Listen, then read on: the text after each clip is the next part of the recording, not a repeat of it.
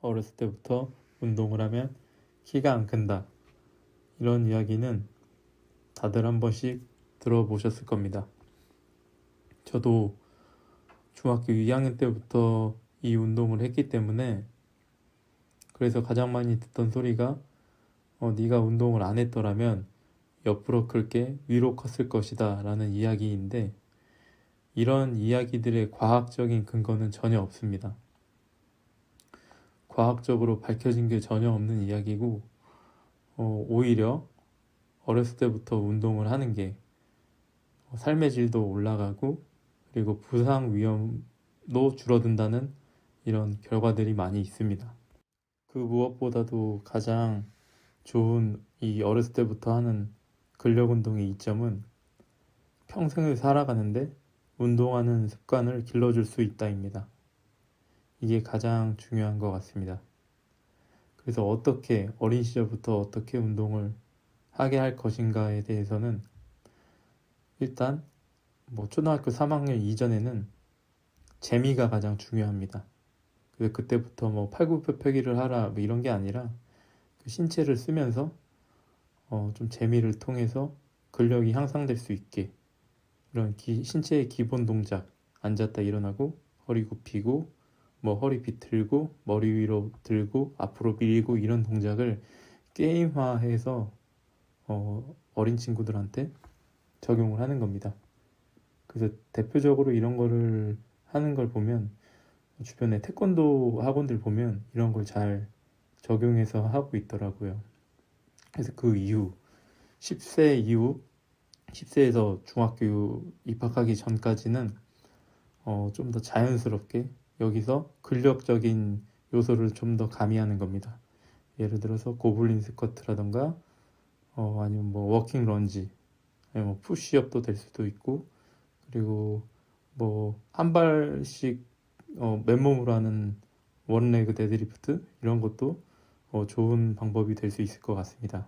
그 이후로 14세 이후로는 좀 더 근력 운동을 가져가도 괜찮습니다. 근데 이 나이를 나눈 거는 하나의 기준일 뿐이고 그 개인별로 차이가 있습니다. 예를 들어서 저는 좀 다른 친구들보다 일찍 조숙한 편이었습니다. 2차 성징도 좀 빨리 온 편이고 이런 친구들 같은 경우에는 좀 더 빨리 근력 운동을 접해도 되는 거고 그렇지 않은 친구들은 그 상황에 맞춰서 하는 게 중요합니다.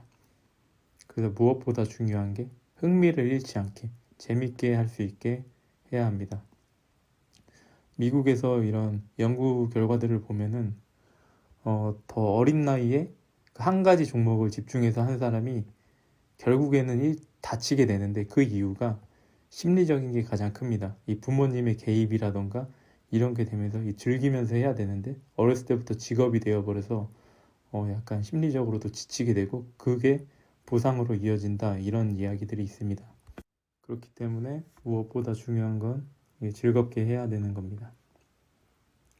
그래서 제가 이 긴 세월 동안 이 신체 단련을 놓치지 않고 계속 했던 것 같습니다. 중간에 부상으로 인해 피치 못하여 조금 쉰 적은 있어도 할 수 있으면 뭐든지 했던 것 같습니다. 예를 들어서 이 헬스장을 못 가는 그런 상황에 놓여도 어떻게 하면 심장을 빨리 뛸 것인지 어떻게 하면 몸을 좀 괴롭히려고 하는지 그런 고민들을 하면서 항상 실행에 옮겼던 것 같습니다. 그런 바탕이 있기 때문에 지금의 체력이 어느 정도는 만들어져 있지 않나 싶습니다. 지금 영상은 데드리프트 240 싱글을 하는 거고 어제 제가 오늘은 싱글을 안 할 계획이었다고 말씀드렸었는데 몸을 풀면서 약간 계획을 바꿔서 싱글을 가져간 뒤에 볼륨을 가져가기로 마음을 먹었습니다. 몸을 풀 때는 그렇게 몸의 컨디션이 좋은 건 아닌데 그렇다고 나쁘지 않은 것 같아서 몸을 풀어봤는데 210이 또 무겁지 않게 느껴져서 바로 240 싱글을 하기로 마음먹고 들었습니다. 지금 영상을 보시면 지난번에 했던 데드리프트 240보다 좀 더 빠르게 바닥에서 들어 올려지는 걸 보실 수 있을 겁니다. 처음엔 영상이 안 찍힌 줄 알고 그래서 이게 내가 어떻게 들었나라고 잘 기억이 나지 않더라고요. 그래서 한 번 더 무게를 올라갈까라고도 생각을 했는데 원래 계획하지 않았던 싱글을 한 것이어서 그냥 이 정도에 만족하고 이어서 볼륨을 채우려고 이어나갔습니다.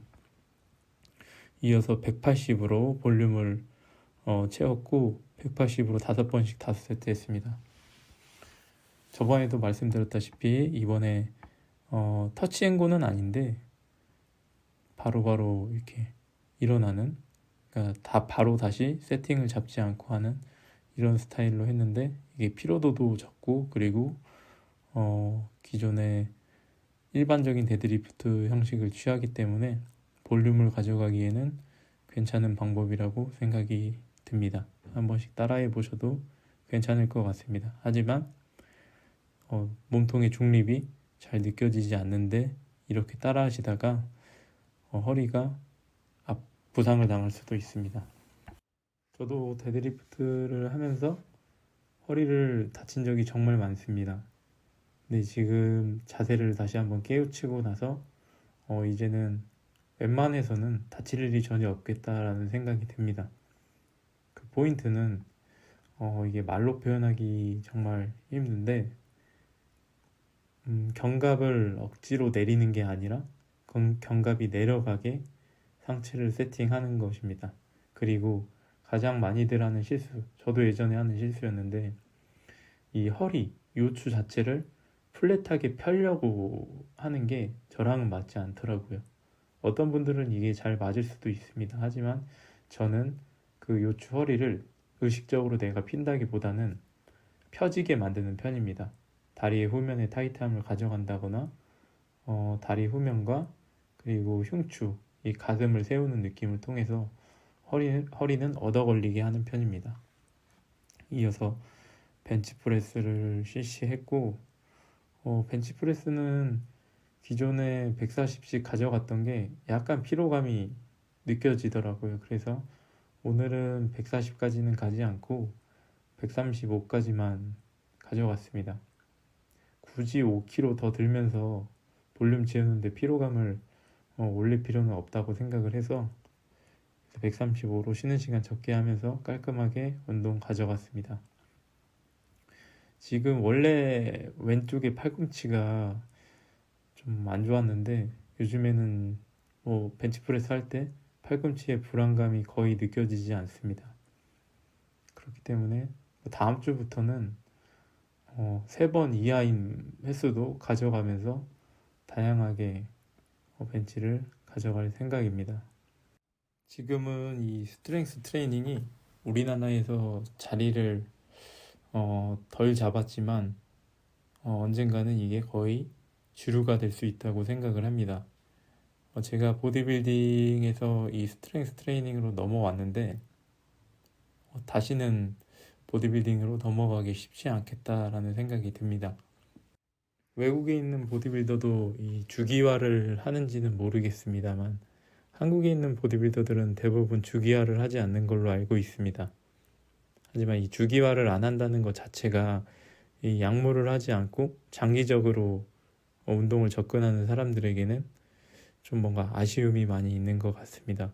그래서 여러분들도 운동 코치를 선택할 때는 주기화에 대해서 어느 정도 알고 있는지 그리고 운동을 어떻게 하는지 이런 거를 많이 관찰하시고 코치를 선택하시면 좋을 것 같습니다.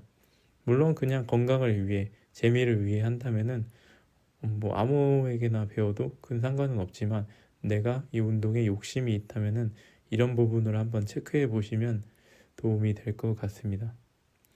이렇게 오늘 운동 마무리했고 그래도 컨디션이 안 좋을 줄 알았는데 240이 가볍게 들려서 기분이 좋았습니다.